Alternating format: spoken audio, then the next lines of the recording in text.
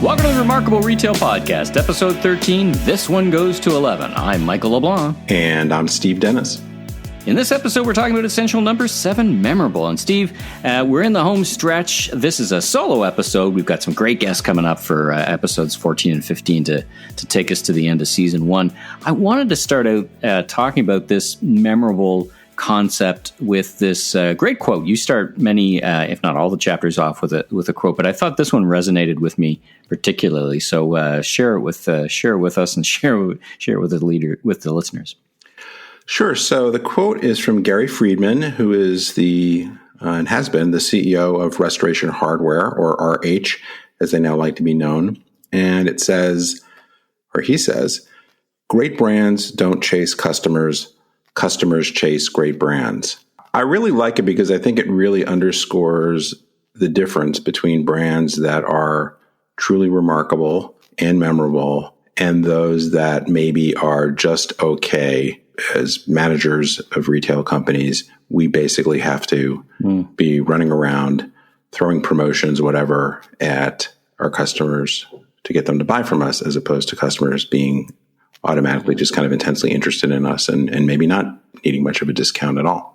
On the Canadian side of the border, the Bay, which is now Hudson's Bay, Saks and whatever, used to have their slogan for years was it's hard not to think of the Bay. And it's funny because it was kind of trying to capture that same essence, right? Is that the whatever it was, this zen of being memorable. And memorable, I don't think is just this tactical, I remember a particular experience, but it all rolls up somehow. So why don't you take us through how you see memorable in the context really of the framework, because memorable has a pretty pivotal role, and you give lots of examples that we're going to go through on the episode. Certainly memorable can mean a bunch of different things, right?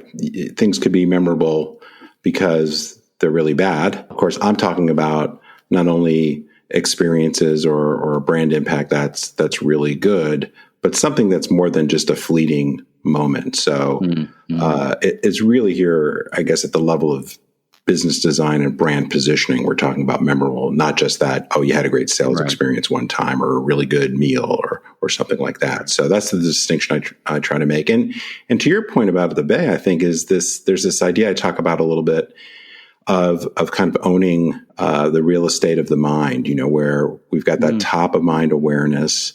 Or maybe when we start to talk about a particular retailer, or it could be a restaurant, it could be whatever, a hotel, we just kind of instantly bring up this vision in the customer's mind of what a great experience it is and how close you feel to that brand. So there aren't that many brands that really occupy that kind of position, but it's certainly what we're trying to aim for when we try to become remarkable.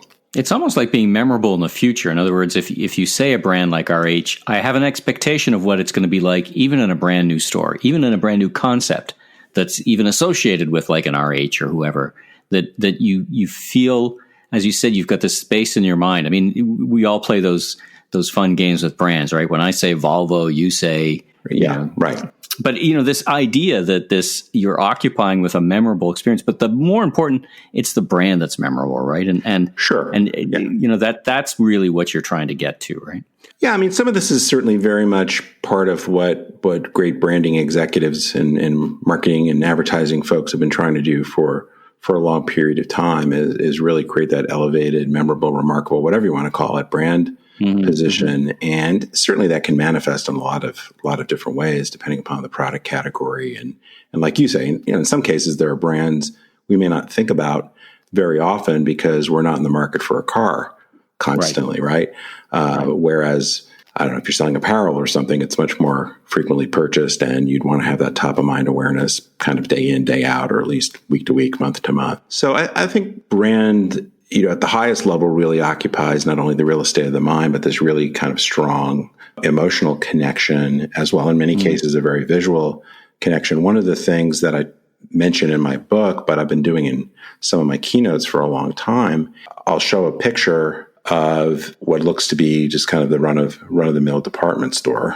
And I'll say to the audience, okay, what store is this? What brand is this? Right. And depending upon what country I'm in, I'll hear basically the name of the moderate department store that they have in town. So in the US, Kohl's, Macy's, JCPenney, that sort of thing. Then I say, well, actually, I have no idea what store this is. I love that story. Because I just Googled generic department store interior, and this was the best photo that came up. So I put it in my PowerPoint. Then I click to the next slide, and it's the interior of an Apple store. I don't say that. And I ask, well, what store is this? And like instantly, everybody in the audience says Apple. I'm not trying to make it about visual design, but I think clearly there are all these aspects of brands that we absorb, and some of them just basically don't stand out very much, or it's hard to tell one from the other, whether it's their store environment or it's actually looking for product or going to their website or whatever it might be. And then others just really occupy this special, very memorable place. You know, as you think about the difference between being distinctive and being memorable, and in other words, you know, there's some layouts that are very distinctive and you can pick it out of from a screen on a stage. Others just, it leaves you with something greater than the sum of its parts, right? And that's what I think about, the collectivity of experience. Talk about that. And in your mind, what does great experience mean, and how does it roll up to be memorable? And when I say in your experience, I'm talking about that very strategic level versus the tactical Instagrammable stores, or, something that they've done to make it particularly notable. Like you remember Whole Foods. Mm-hmm. I remember Whole Foods, and they did this thing where they stacked the produce up vertically, and it was in all the trade magazines. It was, oh my God, look how, and it visually was very striking, right? Sure. It was very different, but that's not the brand. The brand isn't Whole Foods. We're the store that stacks stuff up vertically. It was nested in something bigger. Yeah. Yeah. I think there are a couple things here. One is, there's a little bit of this semantics exercise, I guess we could go through about what does it mean to be experiential? Right. People have been talking about, retail's moving to experiences and return on experience. Return on experience. There's a lot of folks that have, myself included, that have talked about this. I think it's a little bit vague what we mean when we talk about experience, because at one level, I think all of retail, even if it's pretty boring, is still experiential. If you go into a physical store or you're on your mobile device or whatever, you've got sight, touch, you're having some sort of experience. I think what people are trying to get at is that it's something really elevated beyond just kind of the run-of-the-mill transactional nature of a lot of retail. But to your point, I think the second thing is, there are experiences that are kind of parts or ingredients of the whole brand that may be very well worth doing. Interesting visuals. A lot of folks have been putting in coffee bars or a ping pong table or some, interesting visual element. Or a bar, or like in the Nordstrom's in Manhattan, right? There's a bar in the shoe level. It's sure. Yeah, there's nothing wrong with it. And in fact, in a lot of cases, that can be super helpful. But that in and of itself doesn't necessarily make for a really memorable brand. So I think we're looking for a collection of things that are, and I think we can talk in a second maybe about what I think the components of a memorable brand strategy are. But I think we do have to make a little bit of the difference between this kind of a one-off experience or a piece of the brand. And really what I'm trying to talk about here is really the whole of the brand positioning and the whole of the growth strategy. Really to surface that, talk about, you could talk about pure play e-commerce players can have a memorable experience. And of course, we often talk about physical stores just because of our pedigree as physical stores, and they're so important in retail and so much change. But I think of this memorable experience of, a product arrived on time, a product was packed well, it was easy to return. Like there's a whole gamut of things that can roll up to being actually memorable in the consumer's eyes versus as or what we think about it. I want to pivot a little bit into, this idea that you can take a fairly vanilla environment and make it special just by dressing it up a little bit, just by kind of adding some things. We've seen recent examples of companies trying to do that, whether it was Macy's and they're trying to pick up the story theme or layouts, or whether it was JCPenney who went all the way around. Let's get away from discounts and do something else. What do you think about that? And how do companies start to go down this memorable path, and what steps can they take, and what steps should they avoid? Well, we've talked about this a bunch of times, so at the risk of being a little bit repetitive, one of the main points I try to make through the whole book, and certainly in my consulting practice and speaking, is this idea that even very good is not good enough anymore. Right. That you have to be remarkable, and really that elevates the bar for performance on a whole bunch of dimensions. Just like we might have some interesting visual elements, there are things we can do in our operations or customer service or product, what have you, that can be very solid, very good, but they're not necessarily customer relevant enough or differentiating enough or enough of a departure to really earn that customer's business on a repeatable basis. One of the things I talk about elsewhere is, particularly if you think about the Macy's of the world, the JCPenney's, a lot of these department stores or retailers that are maybe not really doing so well and have struggled to differentiate themselves in recent years, is for them to really mount a reinvention, they have to, unless you have some belief that category spending is going to go dramatically up, the only way their profit model ever works again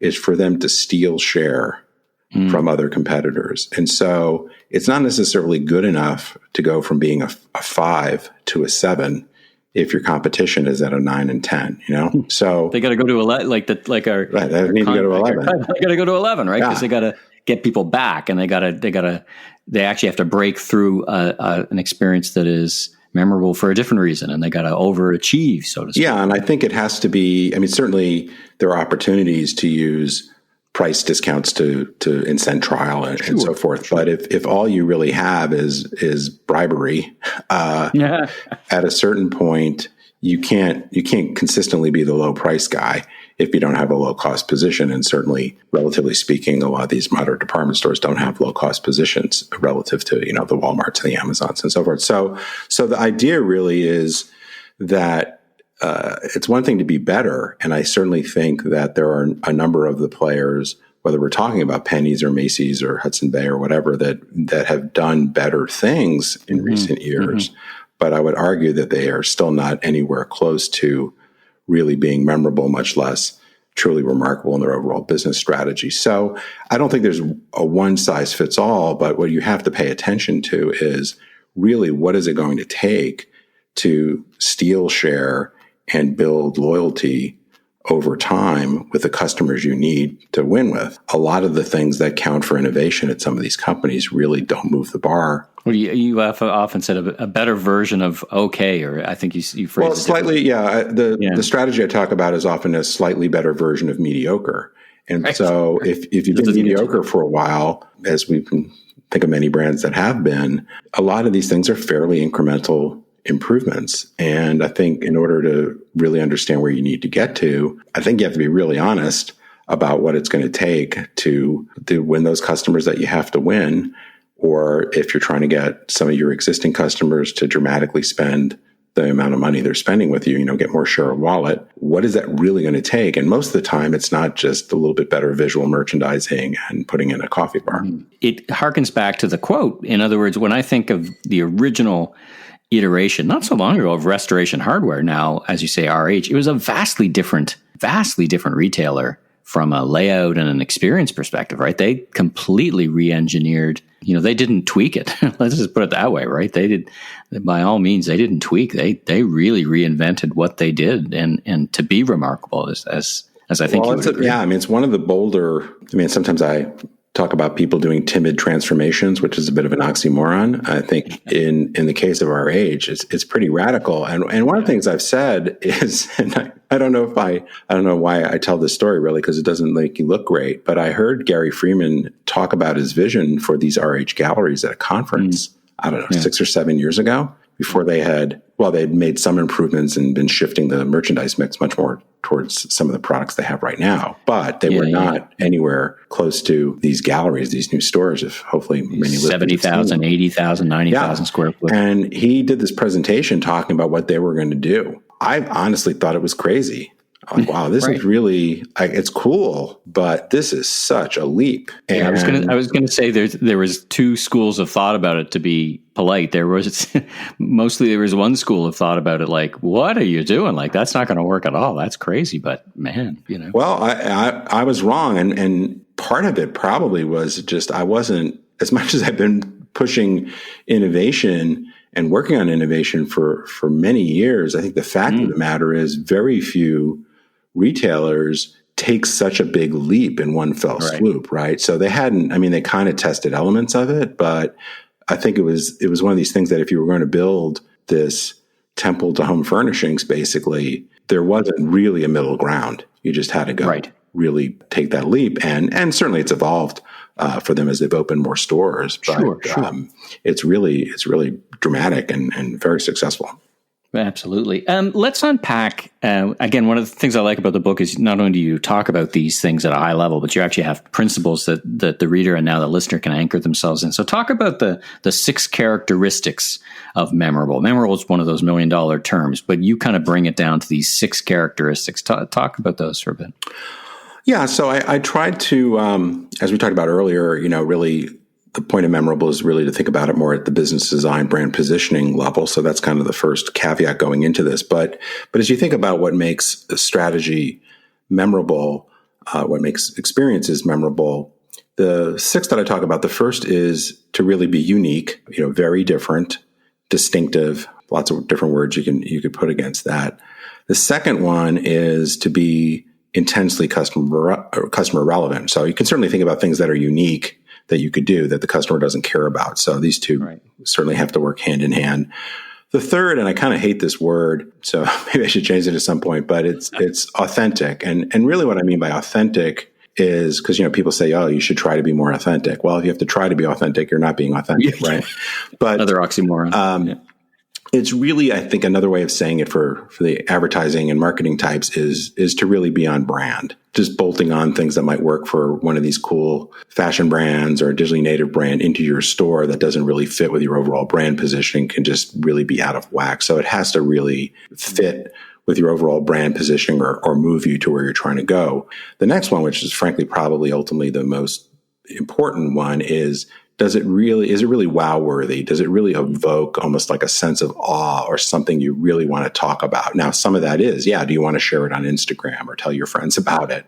I think, as you were alluding to earlier, it's not just about something that works on Instagram, but it has to be distinctive enough that it kind of creates its own momentum in terms of word of mouth or sharing on social media. The fifth is ownable. And what I mean by that is, can you really make it proprietary to your brand? So you might have a really cool coffee shop, but, is that really going to stand out for you as an apparel store? How does it really be something that you can kind of own that people will associate with your brand in a powerful way? And the last one, and this can play out a little bit differently, I think, whether we're talking about national retailers or global retailers versus smaller ones. But I think there has to be some element of it's got an enduring quality. There's some sustainability to it.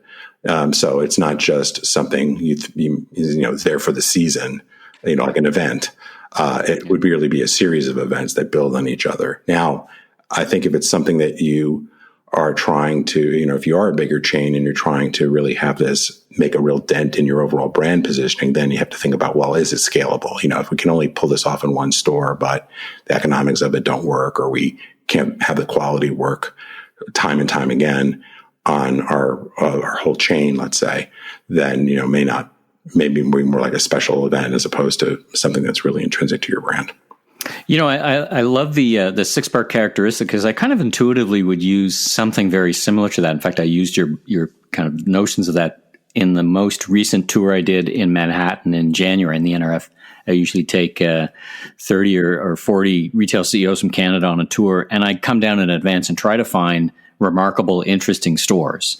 Where you're going to go, of course, you're in Manhattan for the NRF show. And I've been to stores like, Sonos and Shinola, as the bus driver called it. The Dreamery, you mentioned that in the book, Camp and the new Nordstrom store. What are examples that you can think of, and you talk about a few in the book that stand out for you in terms of being memorable against these criteria? We've already talked about Restoration Hardware. So what other ones stand out in your mind? Well, one of the things I do in the book, and I'm not going to go through all of them, but part of the reason I think why we're calling this episode, this one goes to 11, there's kind of two things going on there. There's the subtle reference, which hopefully some of the readers get to, about taking things to the next level. But I actually lay out ways to be memorable, different strategies that retailers employ to bring this memorable essential to life. And I happen to list 11 of them, but because I think they have different qualities and because retail is such a big industry, trying to give some different flavors. But let me just mention a few. So we talked about restoration hardware. I'll just mention that one again quickly because it's part of what I call a go big or go home strategy, which is, as much as there's been this narrative that there need to be fewer stores and the stores that we have should be smaller because of e-commerce, you do have some retailers going in a very different direction, Restoration Gallery being one, but we've also got Nebraska Furniture Mart, a bunch of retailers that have really said, look, we're going to create this kind of temple of consumption, I guess. In Toronto, they had 4 or 5 restoration hardwares. Now they have one, but it is the epitome of being memorable. I think that's what you're talking about. Right. And that's also an example, going back to Gary's quote of, so customers are chasing you. Like, that's the store I got to go see. If I'm buying this type of furniture, if I'm the target customer for this, I absolutely have to make sure I go there, as opposed to I'm only going to go there if they give me 30% off or whatever. The flip side of the strategy of go big or go home is what I call Honey, I Shrunk the Store, which are these more micro concepts. Now, the distinction I make, I'm not talking about kind of a skinny down version of, say, a Target store to work in an urban area where they've basically taken stuff out to get the economics to work. I'm talking about really concepts that have been built from the ground up as smaller concepts with more specific purposes. And the one I love the best is, at least so far, is Nordstrom Local, where, as I'm sure some of our listeners know, they've created it's a couple thousand square foot store. There's no merchandise in there to buy. It's mostly a personal service store, and it's actually turned out to be kind of an omni-channel or harmonized retail hub where they're taking customers can pick up online orders, can return orders. And what I think is so fabulous about this is it's designed for a fairly narrow purpose, and it really extends the reach of the retailer and deals with some convenience issues that Nordstrom suffers from, frankly, of having relatively few stores in very congested areas. Another one, and there's kind of 2 flavors of this, I call the new customer intimacy. One of the things I think has been going on for a while, and it's really driven by a lot of the characteristics of internet shopping, which creates this long tail where you can have almost anything you want from anywhere in the world. That's driven, among other things, a fragmentation in the market where fairly small segments of customers can get what they want, whereas before, if you couldn't get distribution in a department store, maybe your product never gets beyond a certain point. Right. So some of these might be micro segments serving a very specific type of customer. For example, there's this brand called Fluid out of New York, which is focused on the LGBTQ community. And so not only do they have products which are more unisex or, or for non-binary people, but also they build a lot of community and content around it. But we see the same thing sometimes with, special sizes or people that have a really specific athletic interest or whatever. So there's a lot of ways where you can kind of cut the market down and build a concept really to go deep on a very small part of the market. The other kind of related one is to do something really special and elevated, but Scott Galloway refers to sometimes as special, not big. There are lots of examples of these. The few that I often talk about are some of these kind of over-the-top foodie places. Like, I'm down here in Texas. Down the road in Austin is this place called Franklin Barbecue, which supposedly it's the best barbecue in the world. People line up for 3 hours to get it. But, you can see this. And as an indication of that, I'm a bit of a barbecue fanatic. And I actually, I follow Aaron, who owns it, and, on social media. And I actually make his sauce. He's got an espresso sauce. But I think that's one of the things that's really interesting now too, is that some of these places, by virtue of how connected we are, and we talked about in the last episode, they can build a following online, right? And maybe people are just interested in what they're doing. They never actually have their food. Maybe it's like, if I ever find myself in Austin, I'm absolutely going to go there, et cetera. And it's super interesting. So I think, 99% of the world may not get it or go like, it's nuts to stand an hour, 3 hours in line to get this, or talk about Blue Star Donuts in Portland. There's a bunch of examples of this, pay $4 for a donut I could get for, 60 cents at the local donut place. Right. Yeah. So it's very, very clearly not for everybody, but it is for some people that really are into whatever it is you're selling. So I think there's a lot of different ways to cut this, but it's very much going after more the minimally viable audience as opposed to I'm going to build this thing to a multi-billion-dollar business. And I guess on the other end of the scale, as we've talked about, and I'm going to earn you a nickel or 50 cents here by saying bifurcated, but this kind of experience versus efficiency. And on the side of efficiency, the experience of ordering, whether it's Amazon Go or Amazon Free Shippo in China, it is just relentlessly frictionless, and it's really a different type of experience, but still on the same idea. It's very memorable, right? Going to Amazon Go is a very memorable experience, but it's memorable in a different way. It's not RH memorable, right? But it's experientially different. And I want to end kind of last thoughts on that with, okay, so what does memorable now mean? I don't know if you've given any thought to this in the COVID era, where, we've got stores and retailers who do a little bit of, sometimes I think, hygiene theater. They have someone walking around squirting stuff. But is that, making it safe, is that more just a benchmark, table stakes, as we would say, or what is memorable now in the COVID era? I've been thinking about that. I'm not terribly sure a lot has changed. I do think, certainly safety and hygiene has been elevated in terms of things we worry about now. And presumably, even when we get beyond the pandemic, we'll for sure still worry about in a different way.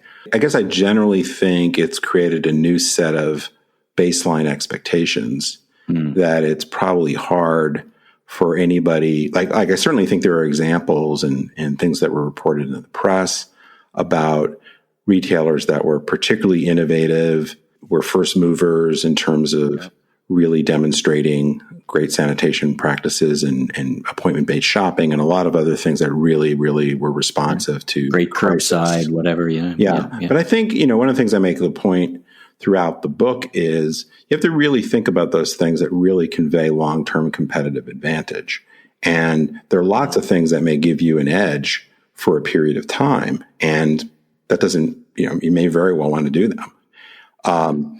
But if they're too easy to copy, or if it does become the new expectation, then that's not really earning you more than maybe a few weeks or a few months lead. So do it, but don't think that that's the thing that's going to make you remarkable. Now, it may be true that you can be remarkable because you are just consistently ahead of where you're going to where the consumer is going, and you build a process that you're just agile and responsive, and you're always a little bit ahead of the game. That could be an underlying engine for innovation. And if you look at, say, this is probably not the best example, but if you look at, say, fast fashion, right? They re-engineer their whole supply chain so that they are ahead of the trend with very attractive price points. That's built into their model, and it's not so easy for the traditional competitors to compete with that. So I think that seemingly small edge ends up being big when you do it consistently. But as it relates to the pandemic, I think the other thing maybe that's a little bit more of a strategy point, and I know we've touched on a few times, but with the lines of digital and physical blurring, we are seeing brands that were able to respond to the shift to online shopping, but in particular, the store fulfillment of digital orders, whether that's the curbside pickup or home delivery or ship from store. And if you've really built the foundation of that harmonized shopping and really have embraced the blur in a very fundamental way and made a lot of the technology investments and the cultural investments and all those kinds of things, that can give you real advantage. But it is becoming that seamless shopping experience, whatever you want to call it, that is becoming an expectation now. And so I think that was happening pre-pandemic, but certainly, like everything, I think we say every episode has been accelerated.